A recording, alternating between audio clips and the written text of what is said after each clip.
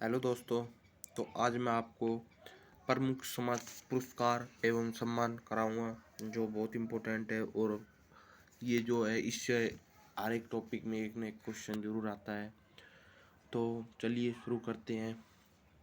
पहला क्वेश्चन है हमारा, मैं ऑप्शन नहीं बोलूँगा, मैं प्रश्न बोलूँगा। ऑप्शन आपको अपने मन में ही सोचना है। तो पहला प्रश्न है हमारा, ज्ञानपीठ पुरस्कार की किस क्षेत्र वालों को दिया जाता है? ज्ञानपीठ पुरस्कार किस क्षेत्र वालों को दिया जाता है? तो आपको बताना है, अपने ही मन में सोचना है और फिर मैं आपको इसका राइट ऑप्शन बताऊंगा। तो चलिए शुरू करते हैं। तो इसका पहले का राइट ऑप्शन है ऑप्शन नंबर ए, साहित्य के क्षेत्र में जो है ज्ञानपीठ पुरस्कार दिया जाता है। नेक्स्ट क्वेश्चन हमारा, भारतीय ज्ञानपीठ पुरस्कार दिया जाता है। भारतीय ज्ञानपीठ पुरस्कार दिया जाता है। आपको अपने ही मन में सोचना है कि इन ऑप्शनों में से कौन सा राइट है। देखते हैं आपकी कितनी तैयारी है। तो इसका राइट ऑप्शन है ऑप्शन नंबर सी, भारतीय भाषाओं के साहित्यकारों को रचनात्मक लेखनों के लिए प्रोत्साहन करने हेतु। नेक्स्ट क्वेश्चन हमारा, ज्ञानपीठ पुरस्कार के तहत कितनी राशि प्रतिष्ठित साहित्यकार को प्रदान की जाती है? तो जब ज्ञानपीठ पुरस्कार दिया जाता है तो कितनी राशि दी जाती है, तो आपको बताना है। तो इसका राइट ऑप्शन है ऑप्शन नंबर सी, 11 लाख रुपए दिए जाते हैं। अगला क्वेश्चन हमारा, ज्ञानपीठ पुरस्कार कब से प्रदान किया जा रहा है? तो ज्ञानपीठ पुरस्कार कब से प्रदान किया जा रहा है? तो इसका राइट ऑप्शन है ऑप्शन नंबर सी, 1965 से प्रदान किया जा रहा है। नेक्स्ट क्वेश्चन हमारा, निम्नलिखित में से कौन सा पुरस्कार केवल साहित्य से संबंधित है? कौन सा पुरस्कार साहित्य से संबंधित है? आपको इन ऑप्शनों में से बताना है कि कौन सा पुरस्कार जो है साहित्य से संबंधित है। जो है आरआरबी एनटीपीसी आरआरबी में 2003 में क्वेश्चन आया हुआ है। तो आपको बताना है कि कौन सा सही है। तो इसका राइट ऑप्शन है ज्ञानपीठ पुरस्कार। तो ये जो है सीरीज वाइज ज्ञानपीठ पुरस्कार से जितने भी रिलेटेड क्वेश्चन है ये आ रहे हैं, तो आपको बताना है। नेक्स्ट क्वेश्चन हमारा, भारतीय ज्ञानपीठ पुरस्कार के प्रथम विजेता साहित्यकार थे। भारतीय ज्ञानपीठ पुरस्कार के जो पहले साहित्य विजेता कौन थे? तो आपको बताना है किस भाषा से थे। तो वो थे हमारा ऑप्शन नंबर डी, मलयालम भाषा से। सातों क्वेश्चन हमारा, भारतीय ज्ञानपीठ पुरस्कार से पुरस्कृत सर्वप्रथम साहित्यकार कौन थे? ज्ञानपीठ पुरस्कार से पुरस्कृत। तो आपको बताना है, आपको अपने ही मन में सोचना है। तो मैं इसका सही आंसर बता देता हूँ, option number A, G Shankar Kurup जो थे वो प्रथम ज्ञानपीठ पुरस्कार प्राप्त करने वाले साहित्यकार थे। तो अगला क्वेश्चन है, ज्ञानपीठ पुरस्कार प्राप्त करने वाला प्रथम हिंदी लेखक कौन था? जो फ्रेंड्स ये तो मलयालम साहित्यकार, ये वाला तो मलयालम जो है विजेता प्रथम था। ठीक है, आपको यहाँ पे पूछा गया है ज्ञानपीठ पुरस्कार प्राप्त करने वाला प्रथम हिंदी लेखक कौन था? तो हिंदी लेखक आपको बताना है कि प्रथम हिंदी लेखक कौन था। तो मैं आपको बताता हूँ, प्रथम हिंदी लेखक सुमिंदर पंत थी। अगला क्वेश्चन हमारा,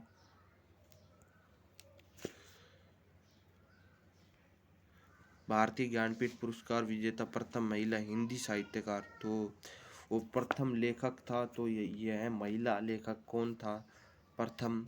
तो आपको बताना है, जो ऑप्शन नंबर ए को बता रहे हैं उनका ऑप्शन नंबर ए राइट है। अगला क्वेश्चन देखते हैं, भारत में साहित्य के क्षेत्र में सर्वश्रेष्ठ प्रदर्शन के लिए निम्नलिखित में से कौन सा पुरस्कार प्रदान किया जाता है? तो आपको बताना है निम्नलिखित में से कौन सा पुरस्कार जो है साहित्य के लिए प्रदान किया जाता है। तो जो लोग ऑप्शन नंबर बी को बता रहे हैं भारतीय ज्ञानपीठ पुरस्कार, उनका बिल्कुल सही है। अगला क्वेश्चन हमारा, साहित्य के क्षेत्र में उत्कृष्ट के लिए कौन सा पुरस्कार दिया जाता है? कालिदास सम्मान, शांति भटनागर पुरस्कार, ज्ञानपीठ पुरस्कार, दादा साहब फाल्के पुरस्कार। तो आपको बताना है कौन सा दिया जाता है। तो ये ऑप्शन नंबर बी, ज्ञानपीठ पुरस्कार बिल्कुल सही है आपका। अगले क्वेश्चन पे चलते हैं हम। ज्ञानपीठ पुरस्कार प्राप्त करने वाली पहली बार महिला कौन थी? जिसको ज्ञानपीठ पुरस्कार प्राप्त किया था उसको पहली महिला कौन थी? तो ये क्वेश्चन ऊपर भी आ चुका है, तो ये गलत नहीं होना चाहिए आपका। तो इसका राइट ऑप्शन है आशापूर्णा देवी, जो थी ये पहली महिला थी जिसे ज्ञानपीठ पुरस्कार प्राप्त हुआ था। ये क्वेश्चन जो है बार बार रिपीट हो रहा है, आपको इसे क्वेश्चन को याद कर लेना है, इसे माइंड में छाप लेना है। ये जेसी में भी पूछा गया है और ऊपर आपको दिखा दूं मैं। आशापूर्णा देवी भारतीय ज्ञानपीठ पुरस्कार विजेता प्रथम महिला हिंदी साहित्यकार कौन थी? तो ये आशापूर्णा देवी ही थी। ओके फ्रेंड, तो आगे चलते हैं। क्वेश्चन नंबर 13 देखते हैं। भारतीय संविधान में शामिल किस भाषा के लिए 2011 तक ज्ञानपीठ पुरस्कार नहीं दिया गया? तो फ्रेंड्स ये SSC 2013 में आ चुका है, तो आपको बताना है भारतीय संविधान में शामिल किस भाषा के लिए 2011 तक ज्ञानपीठ पुरस्कार नहीं दिया गया। तो आपको बताना है इसका राइट ऑप्शन क्या होगा। तो जिन लोगों ने ऑप्शन नंबर बी को टिक करा है वो बिल्कुल सही है। ऑप्शन नंबर बी सिंधी भाषा के लिए ज्ञानपीठ पुरस्कार 2011 से शुरू हुआ है। तो अगला क्वेश्चन देखते हैं। डॉक्टर रावी भारद्वाज को किस भाषा में अपने उत्कृष्ट साहित्य योगदान के लिए ज्ञानपीठ पुरस्कार के लिए चुना गया? तो किस भाषा में डॉक्टर रावी भारद्वाज को चुना गया था ज्ञानपीठ पुरस्कार प्राप्त करने के लिए? जो लोग ऑप्शन नंबर बी को बता रहे हैं वो उनका बिल्कुल सही है, तेलुगु भाषा। अगला क्वेश्चन देखते हैं हम। सरस्वती सम्मान किस क्षेत्र के विशिष्ट कार्यों के लिए दिया जाता है? तो सरस्वती सम्मान किस क्षेत्र के विशिष्ट कार्यों के लिए दिया जाता है? जो लोग ऑप्शन नंबर बी को बता रहे हैं साहित्य के लिए, उनका बिल्कुल राइट है। तो अगला देखते हैं हम।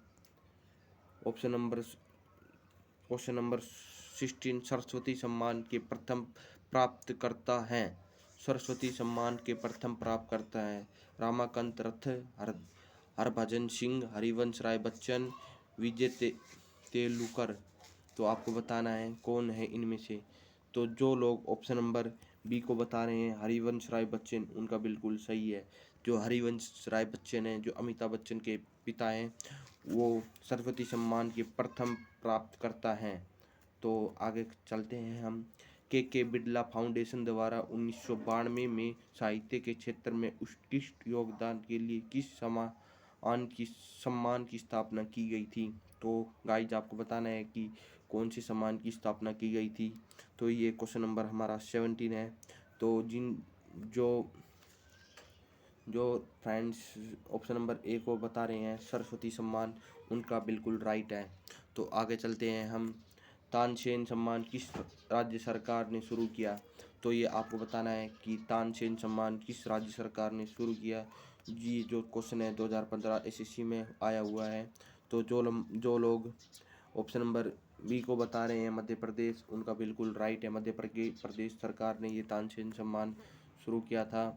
तो अगला क्वेश्चन हमारा साहित्य अकादमी पुरस्कार अंग्रेजी साहित्य कितने भारतीय भाषाओं में गत 5 वर्षों के प्रकाशित उत्कृष्ट रचनाओं को प्रदान किया जाता है? तो ये बताना है आपको कि साहित्य अकादमी पुरस्कार अंग्रेजी साहित्य कितने भारतीय भाषाओं में दिया जाता है। तो जो फ्रेंड्स ऑप्शन नंबर डी को बता रहे हैं 22 भाषाओं, तो उनका बिल्कुल राइट है। जो 22 भाषाओं का उल्लेख है वो हमारी अनुसूची नंबर 8 में है ये 22 भाषाएं। और जो हमारी हिंदी भाषा है उसको अनुच्छेद नंबर 343 के तहत हमारी राष्ट्रीय भाषा घोषित कर दिया गया है। तो आगे चलते हैं। अगला क्वेश्चन हमारा पुलित्जर पुरस्कार किस क्षेत्र में प्रदान किया जाता है? तो आपको बताना है कि पुलित्जर पुरस्कार किस क्षेत्र में प्रदान किया जाता है। जो विद्यार्थी ऑप्शन नंबर ए को बता रहे हैं पत्रकारिता, तो उनका बिल्कुल सही है। तो फ्रेंड्स आपको ये पुलित्जर पुरस्कार बार बार पूछा है, SSC में भी आया हुआ है 3 से 4 बार। तो आपको इसे याद रखना है कि पुलित्जर पुरस्कार पत्रकारिता में दिया जाता है। तो आगे देखते हैं हमारा निम्नलिखित युगों में से कौन सा एक सम्मिलित नहीं है? तो आपको बताना है इनमें से कौन सा गलत है। तो गाइज बताना है कि इनमें से आपका कौन सा गलत है। तो जो लोग ऑप्शन नंबर डी को बता रहे हैं उनका बिल्कुल राइट है, पुलित्जर पुरस्कार धर्म प्रगति। तो ये नहीं है, इसके लिए नहीं दिया जाता ये। अगला क्वेश्चन हमारा, किस क्षेत्र में उत्कृष्ट कार्य को पुलित्जर पुरस्कार के लिए मान्यता दी गई है? तो किस क्षेत्र में पुलित्जर पुरस्कार को मान्यता दी गई है? तो जो लोग ऑप्शन नंबर बी को बता रहे हैं, साहित्य और पत्रकारिता। पत्रकारिता आपको याद रखना है, इसके लिए दिया जाता है ये। व्यास सम्मान किस क्षेत्र में उत्कृष्ट के लिए दिया जाता है? व्यास सम्मान तो किस क्षेत्र में दिया जाता है? जो लोग ऑप्शन नंबर बी को बता रहे हैं उनका बिल्कुल राइट है, साहित्य के लिए ही दिया जाता है व्यास सम्मान भी। ये भी आपको याद रखना है, इम्पोर्टेंट है ये भी। अगला क्वेश्चन है हमारा, निम्नलिखित में से कौन सा पुरस्कार उपन्यास के लिए दिया जाता है? तो गाइस आपको बताना है कि उपन्यास के लिए कौन सा पुरस्कार दिया जाता है। जो लोग ऑप्शन नंबर बी को बता रहे हैं, बुकर पुरस्कार ये दिया जाता है। तो आगे चलते हैं, हमारा नेक्स्ट क्वेश्चन है, निम्नलिखित में से किसे बुकर पुरस्कार नहीं मिला? तो आपको बताना है इनमें से किसे बुकर पुरस्कार नहीं मिला। जो विद्यार्थी ऑप्शन नंबर ए को बता रहे हैं, विक्रम सेठ, इन्हें नहीं मिला है, और इन्हें भी मिला है, इन्हें भी मिला है, इन्हें भी मिला है। तो नेक्स्ट क्वेश्चन देखते हैं हम, मेन बुकर पुरस्कार के लिए किन देशों के लेखकों पर विचार किया जाता है? आपको बताना है कि मेन बुकर पुरस्कार के लिए किन देश के लेखकों के लिए विचार किया जाता है। जो लोग ऑप्शन नंबर बी को बता रहे हैं उनका बिल्कुल सही है, राष्ट्रमंडल और आयरलैंड के अंग्रेजी लेखकों के लिए ही ये मेन बुकर पुरस्कार दिया जाता है। और जो बुकर पुरस्कार है वो हिंदी संस्कृत भाषा के लिए ही दिया जाता है। अगला क्वेश्चन हमारा, निम्नलिखित में से किस क्षेत्र के लिए प्रतिवर्ष मूर्ति देवी पुरस्कार दिया जाता है? तो आपको बताना है कि जो ये मूर्ति देवी पुरस्कार है ये किसके लिए दिया जाता है। तो देखते हैं ये क्वेश्चन कितने विद्यार्थियों का सही है। तो जो विद्यार्थी ऑप्शन नंबर ए को बता रहे हैं साहित्य, उनका बिल्कुल सही है। अगला क्वेश्चन हमारा, कालिदास सम्मान प्रारंभ किया गया? तो आपको बताना है किस राज्य सरकार ने कालिदास सम्मान प्रारंभ किया गया था। तो जो लोग ऑप्शन नंबर सी को बता रहे हैं, मध्य प्रदेश सरकार द्वारा, उनका बिल्कुल सही है। आपको इसके रिलेटेड एक क्वेश्चन और ध्यान रखना है, वो है तानसेन पुरस्कार। तानसेन पुरस्कार भी दिया है। जो तानसेन था वो, आपको तानसेन के बारे में बता देता हूँ। जो तानसेन था वो अकबर अकबर के शासनकाल में ये एक नर्तज्ञ था, और जो इसके गुरु थे वो महावीर थे, ठीक है, जो कि ये भी एक नर्तज्ञ ही थे। तो आगे आपको बता देता हूँ मैं, गेमी पुरस्कार किस क्षेत्र में दिया जाता है? गेमी पुरस्कार किस क्षेत्र में दिया जाता है? जो विद्यार्थी इसको देखते हैं कितने विद्यार्थी इसे सही करते हैं, गेमी पुरस्कार। जो विद्यार्थी ऑप्शन नंबर बी को बता रहे हैं उनका बिल्कुल राइट है, संगीत के क्षेत्र में गेमी पुरस्कार दिया जाता है। इसे आपको याद करना है, 2010 और 2014 में पूछा गया है ये गेमी पुरस्कार। अगला क्वेश्चन देखते हैं, राष्ट्रीय एकता पर बनी सर्वोत्तम फीचर फिल्म को किस पुरस्कार से सम्मानित किया जाता है? तो आपको बताना है राष्ट्रीय एकता पर जो फिल्म बनती है उसे किससे सम्मानित किया जाता है।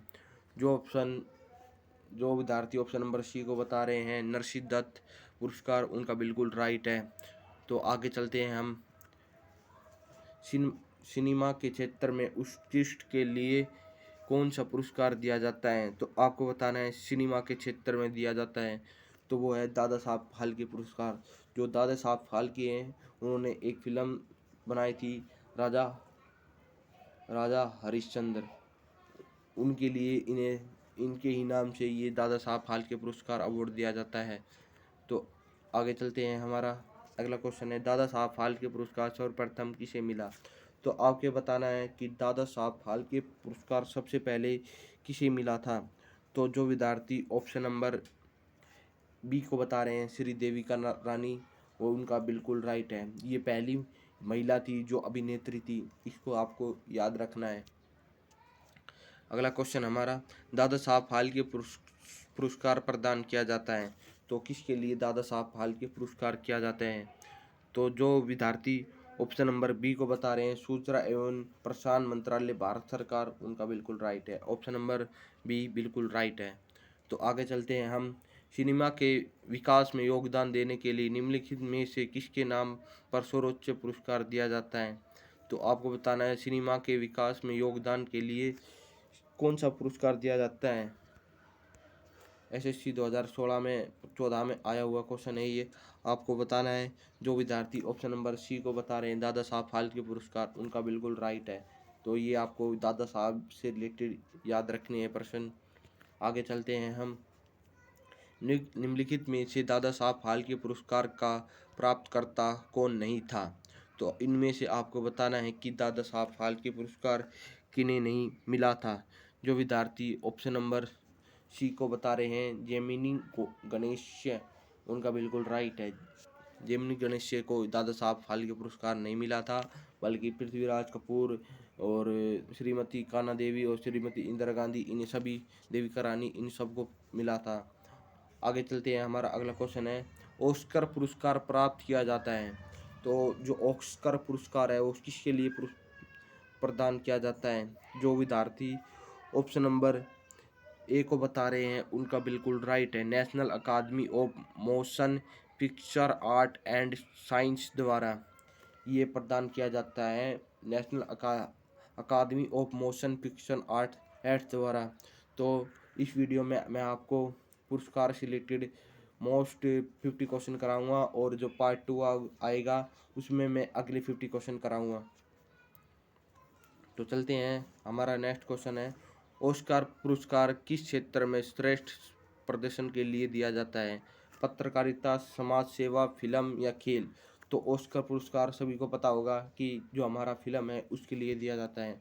अगले क्वेश्चन पे चलते हैं हम, सिनेमा के क्षेत्र में आजीवन उपलब्धियों के लिए ऑस्कर पाने वाले भारतीय कौन थे? पहले भारतीय पूछा है यहाँ पर, कौन थे? तो आपको बताना है कि पहले भारतीय कौन थे जिन्हें ऑस्कर पुरस्कार मिला था। जो विद्यार्थी ऑप्शन नंबर सी को बता रहे हैं उनका बिल्कुल राइट है। सत्यजीत रे को पहला ऑस्कर पुरस्कार मिला था। आगे चलते हैं हम, शास्त्रशास्त्र रामानुज पुरस्कार किस क्षेत्र में योगदान के लिए दिया जाता है? तो आपको पता होगा रामानुज जो थे बहुत ही गणित के विख्यात शास्त्री थे। तो आपको बताना है किसके लिए दिया जाता है? तो गणित के लिए दिया जाता है। तो आगे चलते हैं हम, अगला क्वेश्चन हमारा, किस क्षेत्र में असाधारण योगदान के लिए शांति भाव भटनागर पुरस्कार दिया जाता है? तो आपको बताना है शांति भटनागर पुरस्कार जो है विज्ञान के क्षेत्र में दिया जाता है। ये बिल्कुल आपको याद कर लेना है, बहुत इंपॉर्टेंट है। आगे चलते हैं, किस हिंदुस्तानी को फिल्म गांधी में पोशाक डिजाइनर के लिए ऑस्कर पुरस्कार से सम्मानित किया गया था? तो आपको बताना है जो फिल्म गांधी थी उसमें जो पोशाक डिजाइनर थी कौन थी? तो वो थी भानु अध्यया। तो ये सभी को पता होगा कि भानु अध्यया थी जो गांधी पोशाक का डिजाइनर तैयार किया था जिसने। अगला क्वेश्चन है, कलिंग पुरस्कार दिया जाता है, तो आपको पता ही होगा जो कलिंग पुरस्कार है तो किसके लिए दिया जाता है? जो विद्यार्थी ऑप्शन नंबर बी को बता रहे हैं विज्ञान को लोकप्रिय बनाने के लिए, उनका बिल्कुल राइट है। अगला क्वेश्चन हमारा, निम्नलिखित में से कौन सा संगठन कलिंग पुरस्कार प्रदान करता है? तो आपको बताना है कि कौन सा संगठन कलिंग पुरस्कार प्रदान करता है। तो जो विद्यार्थी ऑप्शन नंबर ए को बता रहे हैं यूनेस्को, उनका बिल्कुल राइट है। तो इसकी यूनेस्को का मुख्यालय कहाँ पर है? तो आपको याद रखना है पेरिस में, फ्रांस में है इसका मुख्यालय। तो आगे चलते हैं हम, जीवन में विज्ञान के उपयोग को लोकप्रिय बनाने का प्रयत्न करने वाले लोग को यूनेस्को द्वारा निम्नलिखित में से कौन सा पुरस्कार दिया जाता है? तो आपको बताना है कि निम्नलिखित में से यूनेस्को द्वारा पता ही होगा आपको कलिंग पुरस्कार दिया जाता है। तो ऑप्शन नंबर जो सी बता रहे हैं उनका बिल्कुल राइट है। अगला क्वेश्चन हमारा, भारत सरकार निम्नलिखित में से कौन सा पुरस्कार नहीं देती? तो आपको बताना है कि जो भारत सरकार है इनमें से कौन सा पुरस्कार नहीं देती।